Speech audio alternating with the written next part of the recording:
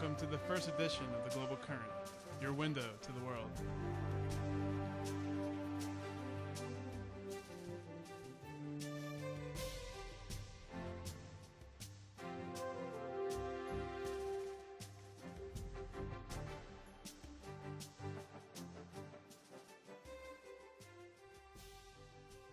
Good morning, this is Stephanie Whiteman. And Howard Hurst. With your international news headlines, a new outbreak of avian flu in East Asia. This comes after an anti-bird policy in Indonesia. The virus was found in a wide range of Asian countries, including Korea, Japan, Thailand, Vietnam, and Indonesia. As a result, hundreds of millions of birds were collected and killed to quell the outbreak. Jakarta has implemented a new anti-bird policy as of Thursday. The ordinance makes it illegal for anyone to possess chickens, ducks, or other domestic birds unless they possess a special license. Many citizens of Jakarta are dejected by the new policy. Domesticating birds have been a long tradition in Indonesia. The disease was also seen this week in sub-Saharan Africa, where Nigeria's first human death from bird flu was recorded. The victim contracted the disease by handling a chicken. Over 100 people have died of the virus so far. Health agencies all over the world are investing a vast amount of resources to prepare for a worst-case scenario in which the virus is available to be transferred from human to human. There is much speculation that he also faces pressure from former President Ali Khamenei to ease his rhetoric.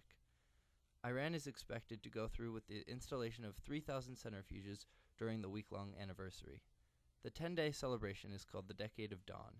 It commemorates the overthrow of the Shah's secular regime and the adoption of the Islamic law. At least 13 protesters are dead after clashes with police in southern Nepal. A new peace deal and tentative June elections are threatened by ethnic violence. The government recently was able to broker a peace deal with Maoist rebels in the north. It agreed to the election of a new government in June. The Madesi ethnic group has long been discriminated against, neglected, and unrepresented in government. They fear that they will be forgotten in the new plans. Also adding to the conflict is the proposal to divide Nepal into separate areas in a federal system. The Madesi fear the division will undermine their vote and continue to keep them from participating in a democratic system. They have held a series of protests over the past 2 weeks. The demonstrations turned violent with the killing of a protester and a policeman. The total deaths so far are estimated at 13. The six-party talks with North Korea are set to resume next week. China announced on Tuesday that the talks to convince North Korea to abandon its nuclear program would resume. North Korea and the United States have yet to resolve an issue concerning the freezing of North Korean assets in the U.S. This issue is what caused the eventual breakup of the talks in December of last year. North Korea went against the international community's wishes last October by exploding a nuclear device underground. China and Russia have been opposing the Security Council's attempts to place sanctions on North Korea. This week, China and the U.S. reached an agreement to impose limited military sanctions. Speculation exists over how much control Kim Jong-il has left over his rapidly disintegrating country. A large portion of North Koreans are starving on a daily basis.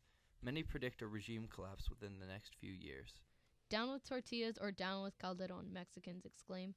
75,000 demonstrators filled the streets of Mexico in protest of the drastic increase in the price of tortillas.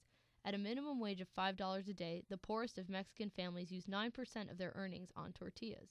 The price of this staple Mexican food skyrocketed by 100%, caused by the soaring U.S. demand for ethanol made from corn.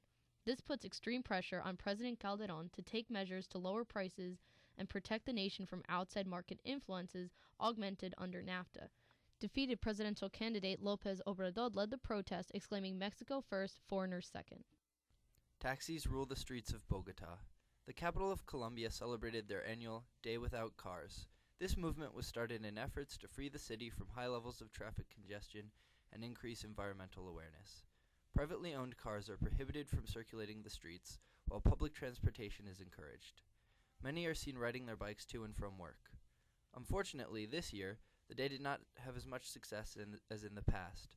Taxis and smaller transportation companies filled the void of privately owned vehicles. Congestion did not seem to improve.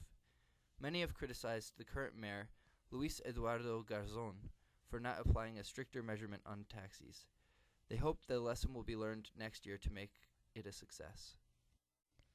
Scientists speak out on climate change. The House Committee on Oversight and Government Reform highly criticized the Bush administration's handling of climate change issues. The committee even received the support of Republicans on the panel. Led by Representative Harry Waxman of California, the committee interviewed many scientists. They claim their findings on climate change have been watered down by the current administration. Francesca Girafo of the Union Concerned Scientists testified in front of the committee. She states that under the current administration, scientists are pressured to remove references of climate change from their findings. 60% of scientists surveyed by the committee report have had similar experiences. Chavez granted emergency powers. In Venezuela, President Hugo Chavez was granted the ability to enact drastic changes by presidential decree. For 18 months, Chavez will have nearly unchecked power to transform areas like the economy, energy, and defense. Among other projects, he aims to nationalize the largest telecommunications company and raise taxes on the rich. Chavez also plans to increase state ownership of the oil and natural gas industry. Supporters gathered in the plaza and waved signs that read, "Socialism is democracy," while critics fear that Venezuela is headed towards a dictatorship disguised as a democracy. Chinese President Hu Jintao has signed economic deals with Sudan. This week, China kicked off a series of economic deals with Africa. China's Security Council veto has been protecting Sudan from UN sanctions over the Darfur conflict. China's dealings will include grants, loans, a new presidential palace, schools and roads, as well as continued purchase of Sudan's oil. Oil exports are close to 50,000 barrels a day. Much to the dismay of the West, China has continued to supply the government, who has killed 200,000 people and created 2 million refugees in Darfur. Despite this, the Sudanese economy is growing to close to 10% annually. Serbia will not accept Kosovo independence. The UN, who has administered Kosovo since a bombing campaign in 1999, has recently published a plan to allow for its independence. Serbia's president has announced that it will never accept the independence of Kosovo. Under this UN publication, Kosovo could govern itself democratically and be able to make international agreements. The proposal sought to make a compromise between Albanian and Serbian aspirations. Orange snow over Russia. Russia has flown a team of chemical experts to a Siberian region to find out why a smelly orange-colored snow has been falling over several towns. The oily yellow and orange snowflakes fell over an area of more than 570 square miles. Russian officials are currently running chemical tests to determine the cause. Officials with the Civil Defense Ministry told a Russian TV channel that the snow had 4 times the normal levels of iron in it. The Siberian region stated that the snow contained no toxic substance and its color was the result of a sandstorm in neighboring Kazakhstan.